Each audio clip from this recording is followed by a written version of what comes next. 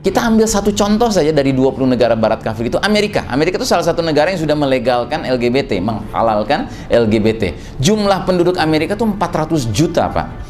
Ya tentu nggak semua setuju kan LGBT. Ambil aja 10% setuju. 10% berapa dari 400 juta, Pak? 40 juta manusia di muka bumi hari ini sudah melegalkan LGBT. Bayangkan, dulu cuma puluhan ribu saja diazab sama Allah. Kira-kira kalau sudah puluhan juta, pantas nggak diazab sama Allah? Mungkin belum, karena masih menunggu ada negeri muslim yang melegalkan, ya. Kira-kira yang kandidat bakal jadi negeri muslim yang melegalkan mana, ya? Saya pernah dengar katanya ada sebuah negeri muslim baru-baru ini nangkep 144 orang yang pesta LGBT, ditangkap semalam di penjara, besoknya dibebaskan. Saya nggak tahu tuh negeri muslim mana tuh. Ya kan? Jangan-jangan itu kandidat itu. Bismillahirrahmanirrahim. Itu dalam satu hadis Nabi jelaskan 10-10-nya sekaligus. Hadis ini riwayat Muslim, sahih hadisnya. Kata Nabi kita, innaha lan taquma hatta tarawna qabla 10 ayat. Sesungguhnya kiamat tidak akan terjadi sampai kalian melihat 10 tanda. Ya. 10 tanda ini di kalangan para ulama yang disepakati cuman yang nomor 10 sebagai urutan terakhir. Tapi nomor 1 sampai 9 kronologinya berbeda pendapat para ulama. Karenanya sebelum segala sesuatunya saya akan jelaskan kronologi yang saya yakini. Yang saya yakini kronologinya menurut uraian seorang ulama bernama Dr. Al-Mubayyad. Al-Mubayyad ini nama lengkapnya Dr. Ahmad Muhammad Al-Mubayyad. Ini ada namanya di sini, Dr. Al-Mubayyad. Beliau ulama ahli hadis dan beliau orang Palestina. Masih hidup sekarang. Ya, dari Gaza dia. Dan karena dia hidupnya di sana, dia sudah makan asam garam, Pak. Tinggal bersebelahan dengan musuh utama kita Yahudi laknatullah alaihim. Karenanya isi buku tulisan beliau yang berjudul Al-Fitan wal Malahim wa Asyratus Sa'ah, fitnah-fitnah, peperangan-peperangan dan tanda-tanda akhir zaman, yang sudah diterjemahkan dengan judul EAZ, Ensiklopedia Akhir Zaman. Beliau berpendapat 10 tanda besar itu urutannya sebagai berikut: 1, 2, 3, 4, 5, 6, 7, 8, 9, 10, ya. Saya nggak akan terangkan semuanya karena nggak cukup waktunya. Tapi saya akan terangkan 3 yang pertama ini. Kenapa? Karena menurut Dr. Al-Mubayyad, 3 yang pertama ini terjadinya serentak, Pak. Jadi al-khasfu bil masyriq, pembenaman bumi di timur, al-khasfu bil maghrib, pembenaman bumi di barat, serta ad-dukhan itu terjadinya serentak. Ad-dukhan itu artinya kabut asap yang menyelimuti planet bumi ini. Ya. Nah, keterangannya di mana bisa kita dapatkan? Kita bisa dapatkan dalam surat Ad-Dukhan. Nama suratnya saja sudah surat Ad-Dukhan. Allah Ta'ala berfirman mulai dari ayat ke-10, "Fartaqib yawma ta'tis sama'u bidukhanin mubin." Maka tunggulah hari ketika langit membawa kabut yang nyata. Dukhan itu kabut atau asap, ya. Yaghshan nas, meliputi manusia. Jadi kabut ini akan menyelimuti manusia seluruhnya. Bahkan dalam hadis diterangkan seluruh wilayah timur, seluruh wilayah barat semuanya menjadi gelap selama 40 hari 40 malam karena kabut ini. Nah, yang mengerikan kata Allah selanjutnya, hadza adzabun alim. Ini adalah azab yang pedih. Jadi dukhan ini azab, Pak. Dan ini belum kiamat, ya. Ini azab sebelum kiamat. Ya, kalau kiamat kan mengakhiri semuanya, Pak, semua orang tewas. Tapi kalau ini azab berarti banyak yang tewas tapi nggak semuanya. Pertanyaan, sewaktu kita kecil dulu dengar kisah-kisah para nabi-nabi, kaum-kaum terdahulu, biasanya satu kaum diazab karena apa? Karena apa? Hah? Karena kezolimannya melampaui batas, ya Pak, ya. Ada kata-kata melampaui batasnya itu, Pak, yang penting, gitu. Nah, kira-kira dari 5 babak perjalanan sejarah umat Islam, babak yang mana yang paling pantas diazab sama Allah? Hah? Babak keempat. Sedangkan kita di babak keempat. Kita di babak keempat. Kenapa babak keempat ini pantas? diazab Allah. Karena babak ini, babak mulkan jabrian, para penguasa yang memaksakan kehendak ini adalah peradaban di mana manusia mempertontonkan kesombongan, kemungkaran, kezaliman, kesyirikan, kekufuran yang luar biasa terhadap Allah Rabbul Alamin, penguasa jagat raya. Sehingga inilah babak, inilah peradaban yang pantas memperoleh azab pedih dari Allah yang Maha Pemberi balasan. Coba Anda bayangkan, kaum Nabi Lut diazab nggak Pak? Diazab ya. Mereka dulu tinggalnya di dua negeri namanya Sodom dan Gomorrah. Yang kalau pakai standar hari ini Pak, Sodom dan Gomorrah dulu itu penduduknya kira-kira puluhan ribu. Kalau standar hari ini itu hitungannya negara, provinsi, kota, apa desa? Desa ya. Jadi gara-gara LGBT mereka diazab. Padahal jumlahnya puluhan ribu. Hari ini Pak, negara barat kafir yang sudah melegalkan LGBT itu sebanyak 20 negara Pak. Dan satu negara Asia kafir, Taiwan, baru-baru ini ya masuk dalam daftar negara yang sudah melegalkan LGBT. Nah, kita ambil satu contoh saja dari 20 negara barat kafir itu, Amerika. Amerika itu salah satu negara yang sudah melegalkan LGBT, menghalalkan LGBT. Jumlah penduduk Amerika itu 400 juta Pak. Ya tentu nggak semua setuju kan LGBT. Ambil aja 10% setuju. 10% berapa dari 400 juta Pak? 40 juta manusia di muka bumi hari ini sudah melegalkan LGBT. Bayangkan, dulu cuma puluhan ribu saja diazab sama Allah. Kira-kira kalau sudah puluhan juta, pantas nggak diazab sama Allah? Mungkin belum, karena masih menunggu ada negeri muslim yang melegalkan ya. Kira-kira yang kandidat bakal jadi negeri muslim yang melegalkan mana ya? Saya pernah dengar katanya ada sebuah negeri muslim baru-baru ini nangkep 144 orang yang pesta LGBT, ditangkap semalam di penjara, besoknya dibebaskan. Saya nggak tahu tuh negeri muslim mana tuh. Ya kan? Jangan-jangan itu kandidat itu. Ya. Ya. Kalau Anda nggak percaya, buka deh internet, Anda tulis di Google LGBT Indonesia. Oh ngeri Pak. Website-websitenya mengerikan. Jadi komunitas LGBT di negeri ini sudah dahsyat Pak. Tinggal nunggu ada wakil rakyatnya aja masuk ke gedung rakyat sana. Dan kalau sudah masuk ke sana, pasti suatu ketika dia akan mengajukan rancangan undang-undang legalisasi LGBT. Dan kalau itu sudah terjadi Pak, pasti ujung-ujungnya voting. Karena heboh kan pasti kan. Dan kalau voting urusannya dengan apa Pak? Dengan duit. Yang duitnya banyak siapa? Ahli maksiat, ahli mungkar hari ini. Gitu. Nah jadi saudara sekalian rahimakumullah, kalau bicara layak Pak, layaknya sekarang datangnya azab Allah. Karenanya kita harus bertanya, ad-dukhan ini sebabnya apa? Apa yang menimbulkan kabut asap menyelimuti dunia ini? Nah di ayat 16-nya disebutkan sama Allah, yauma nabatishul batsyatal kubra inna muntaqimun. Ingatlah hari ketika kami menghantam mereka dengan hantaman yang keras. Sesungguhnya kami adalah pemberi balasan. Hantaman itu datang dari mana? Dari langit. Allah sebutkan di surat At-Tur ayat 44 ini. Wa iyyaraw kisfan minas sama'i saqitan yaqulu sahabum markum.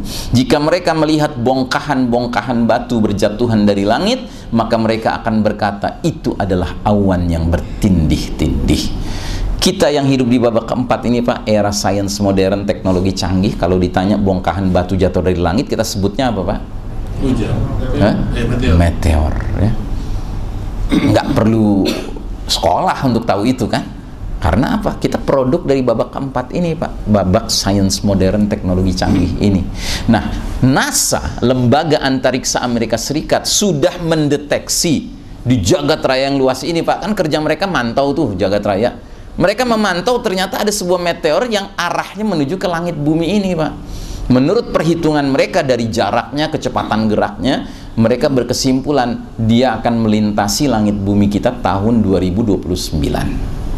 Yang mereka khawatirkan kalau dia masuk ke langit bumi lalu masuk ke kawasan yang bernama keyhole, lubang kunci, persis masuk, niscaya dia akan nabrak planet bumi kita ini. Dan itu akan menimbulkan bencana besar. Dan mereka sudah bikin perhitungannya Pak. Dan mereka kasih nama yang cukup mengerikan terhadap meteor ini. Mereka kasih nama Apophis. Apophis itu bahasa Latin, artinya the destroyer, sang penghancur ya.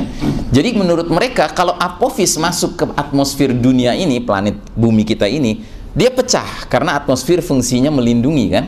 Tapi karena gedenya, pecahannya itu masih ada yang besarnya, bongkahan besarnya. Nah, menurut perkiraan mereka akan ada batu bongkahan besar ukurannya 2 km diameternya, Pak. Garis tengahnya 2 km. Dengan kecepatan 60.000 km per jam. Nabrak daratan. Pasti timbul ledakan. Dan ledakan itu menurut perkiraan mereka seperti bom nuklir, bom atom 100.000 kali lipat kekuatannya daripada yang pernah jatuh di Hiroshima atau Nagasaki. Karenanya kabut yang dia timbulkan berbentuk cendawan, kayak bom nuklir kan cendawan gitu kan. Nah ini juga begitu, tapi bedanya cendawannya nggak kunjung berhenti, Pak, terus meluas karena kekuatannya 100.000 kali lipat. Makanya dia menyelimuti planet bumi nantinya. Inilah keterangan tentang ad-dukhan, dan mereka sudah bikin ilustrasinya, Pak. Mari kita lihat ilustrasinya, ya. Kita ambil sebagiannya dari Hollywood, karena Hollywood senang bikin film-film yang sumber inspirasinya dari Quran dan hadis tanpa mau menyebut sumbernya dari mana. Mereka cuma mau bikin duit saja, cari duit, ya kan, entertain people, ya kan. Tapi buat kita ini sarana tafakkur, sarana merenung. Nah, jadi menurut teorinya, ketika dia menabrak satu wilayah 200 km sekitar tempat jatuhnya meteor itu, Pak, semua orang mati, Pak. Jadi nauzubillah kalau jatuhnya di Jakarta, penduduk Bogor selamat nggak? Nggak selamat. Jakarta Bogor cuma 60 kilo. Penduduk Bandung nggak selamat. Jakarta Bandung cuma 180 kilo. Nah, lihat. Begitu dia menabrak daratan, dia membentuk kabut seperti cendawan, kan? Tapi cendawannya nggak berhenti, Pak, meluas terus sampai menyelimuti seluruh planet bumi ini.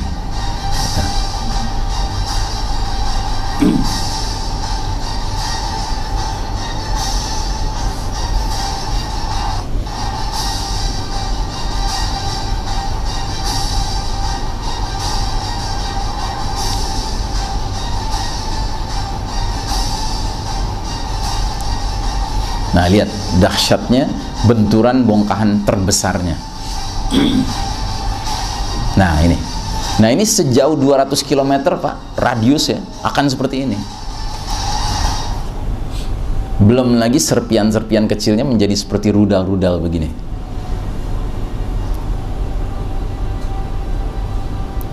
Radius ya, Pak, bukan garis tengah. Garis tengahnya 2 km.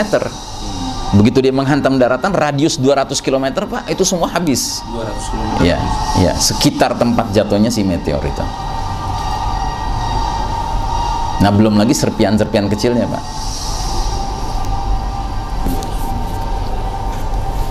Bahkan dalam film ini digambarkan ada seandainya skenario bongkahan batu yang jatuhnya di laut.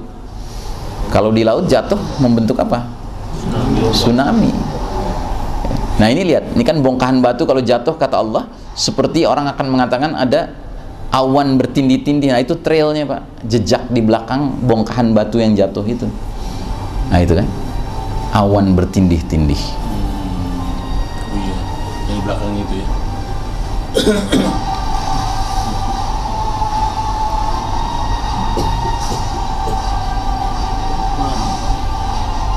Nah, jadi kalau jatuhnya di laut, ya dia menimbulkan tsunami. Lebih dahsyat. Ya. Tetap dia tak awan keluar.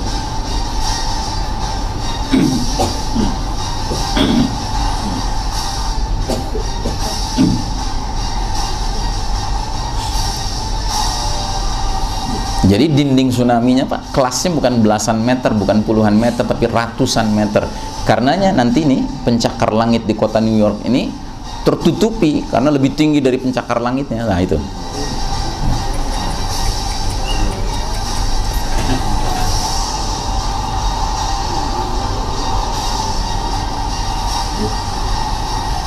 Nah, jadi Allah kan bilang ini azab. Nabi menerangkan dukhan, kabut, membuat orang beriman seperti kena flu. Sedangkan bagi orang kafir, dia akan bengkak tubuhnya, kepalanya, sehingga keluar cairan dari kedua lubang telinganya. Di hadis yang lain diterangkan oleh Nabi ketika ditanya oleh Huzaifah, apa itu dukhan ya Rasulullah? Tunggulah hari ketika langit mendatangkan kabut yang nyata meliputi manusia. Inilah azab yang pedih. Membacakan ayat tadi, surat Ad-Dukhan ayat 10-11. Memenuhi semua yang di timur dan di barat, menyelimuti selama 40 hari dan 40 malam. Adapun bagi orang beriman, dia terpapar sehingga dukhan menyebabkan semacam zakmah, pilek, flu. Jadi orang yang imannya murni, Pak, kena dukhon itu sebatas flu saja, pilek saja.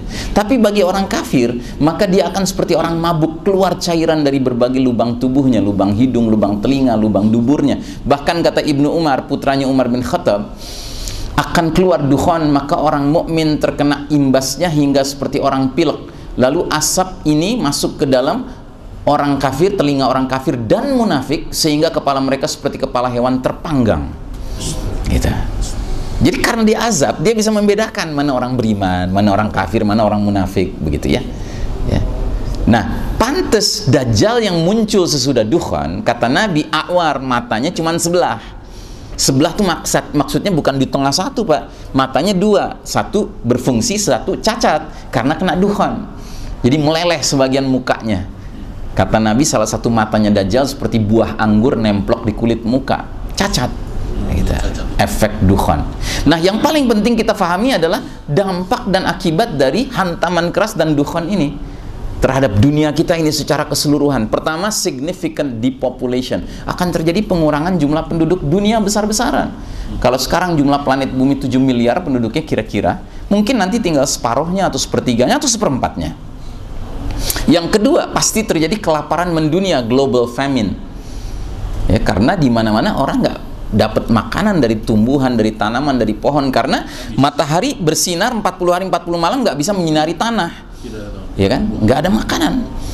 Yang berarti di mana-mana orang mode-nya survival, struggle of the fittest, siapa kuat dia dapat. Makanya muncullah kata Nabi al-haraj, pembunuhan demi memperebutkan makanan di sana sini. Nah, yang tidak kalah mengagetkan adalah yang keempat, akan terjadi shutdown of modern technology. Ini yang paling penting, Pak.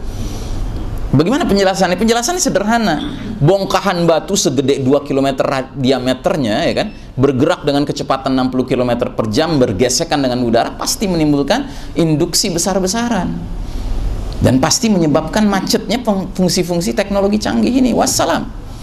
Listrik, ya kan, handphone, komputer, mobil, motor, pesawat udara, sinyal-sinyal satelit. Dan ini dikatakan oleh Nabi kepada para sahabat. 3 kali Nabi ulang-ulang kalimat yang sama. Wa'udtum min haitsu bada'tum, wa'udtum min haitsu bada'tum, wa'udtum min haitsu bada'tum. Kalian akan kembali kepada kondisi seperti sedia kala. Kalian akan kembali kepada kondisi seperti sedia kala. Kalian akan kembali kepada kondisi seperti sedia kala. Nah, ini yang paling penting, Pak. Kita harus siapkan diri kita, keluarga kita menghadapi keadaan ini. Gitu. Dan kita tidak perlu khawatir, karena apa? Keadaan ini baik buat kita, ini bukan buruk buat kita. Ini satu-satunya cara Allah memberikan kita nafas untuk bisa setara dengan orang kafir. Sekarang kan kita nggak setara dengan mereka. Sudahlah mereka yang mimpin dunia dengan kekufuran mereka, kemaksiatan mereka, kemungkaran mereka. Mereka pula yang menguasai teknologi canggih, sains modern. Jadi nggak usah ngimpi ngejar ketertinggalan, Pak. Allah akan memaksakan keadaan di mana semua jadi setara lagi. Kita kan nggak pernah perang sama orang kafir, Pak. Yang terjadi kita dizolimi sama orang kafir. Di medan jihad para mujahidin cuma pakai AK-47. Nah, mereka di ruang ber-AC, Pak, pakai komputer, pakai mouse, ngikutin, ya, pakai drone. Begitu udah kelihatan, pencet knob, ya kan, bergerak rudal menembak ratusan orang muslim, laki, perempuan, anak kecil, ibu-ibu, ya kan, nggak fair ini. Tapi kalau sudah shutdown of modern technology, mereka pakai kuda, kita pakai kuda. Mereka memanah, kita memanah. Mereka pakai tombak, kita pakai tombak. Mereka pakai pedang, kita pakai pedang. Kalau sudah begitu, barulah kaidah orang Betawi berlaku, kan. Lo jual, gua borong, gitu. Kalau sekarang kita ngomong doang, Pak, gitu. Jadi nggak zamannya kita masih mentertawakan seorang ayah yang serius mendorong anaknya belajar berkuda, memanah, berenang. Ya. Ini perintah Nabi, kata Nabi, didiklah anak kalian memanah, berkuda, berenang. Jangan kita sok modern dengan mengatakan Ustadz itu maksudnya bukan memanah, belajar nembak, bukan berkuda, belajar bawa tank, belajar bawa pesawat udara. Maaf, saya nggak pernah tuh baca hadis-hadis tentang perang-perang dipimpin Al-Mahdi nanti pakai drone, pakai roket, nggak ada. Ya kan? Kita akan kembali seperti dahulu lagi. Kita sekarang ngerti, Pak. Para sahabat dulu nggak ngerti karena nggak pernah lihat handphone, nggak pernah lihat komputer, nggak pernah lihat pesawat udara. Kita sekarang ngerti. Tapi setelah ngerti mau apa? Mau percaya atau mau ragu? Bisa saja kita meragukan, Ustadz jangan nakut-nakutin gitulah. Ya kan NASA sudah bisa mendeteksi apophis, masa NASA nggak bisa melakukan langkah-langkah preventif, ya kan? Nah ini Muslim gini ini sudah masuk lubang biawak ini. Ya kan, Muslim model begini, mungkin sholatnya masih sama kita Pak, baca surat Al-Ikhlas, tapi begitu baca Allahus Somad dalam hatinya teknologi somad, teknologi tempat bergantung. Enggak Pak, kita nggak boleh bergantung sama teknologi. Ya, maka pemahaman kita akan hal ini akan membuat kita lebih zuhud sekarang Pak. Zuhud dalam pengertian apa? Ada muta'alluq bid dunya. Kita nggak punya keterikatan hati dengan dunia.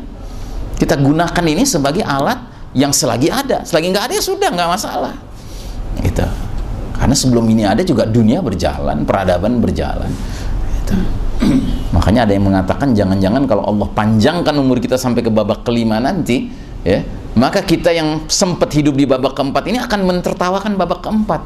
Wih parah ya dulu ya, kita mau ke warung aja naik motor, nyalain knalpot, begitu ngeluarin asap, ya kan, itu kan zolim, ya kan, nggak dikenal nanti Pak. Kehidupan penuh polusi nggak ada.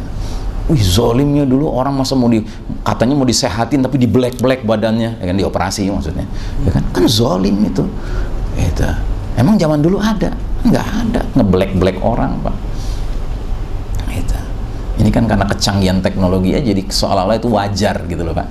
Jangan-jangan sarana nyari duit sebenarnya, gitu. Bukan benar-benar mau ngobatin orang, gitu. Nah jadi saudara sekalian rahimakumullah, mudah-mudahan apa yang saya sampaikan tidak membuat Anda makan nggak kenyang, tidur nggak nyenyak, ya kan, tapi membuat kita semakin bergairah, ya kan, dan menyadari bahwa dunia ini sudah lanjut usianya, sudah senja usianya, ya, dan kita akan menghadapi tanda-tanda besar. Dan tanda besar yang awal itu justru adalah shutdown of modern technology, disebabkan terjadinya dukhan dan hantaman keras dari langit, ya. Dan jangan lupa kata Al-Mubayyad, kejadian dukhan ini beriringan dengan terjadinya pembenaman bumi di timur dan pembenaman bumi di barat. Ingat, pembenaman bumi di timur. Negeri kita ini kalau di planet bumi adanya di mana? Di timur, ya kan? Jadi nggak usah teriak-teriak harga mati Pak, harganya terserah Allah. Kalau kata Allah harganya lumayan, dipertahankan di permukaan bumi. Tapi kalau kata Allah nggak ada harganya, ditenggelamkan sama Allah, ya kan? Makanya Nabi nggak pernah teriak juga Mekah harga mati, nggak ada. Yang Nabi teriakkan adalah iman harga mati.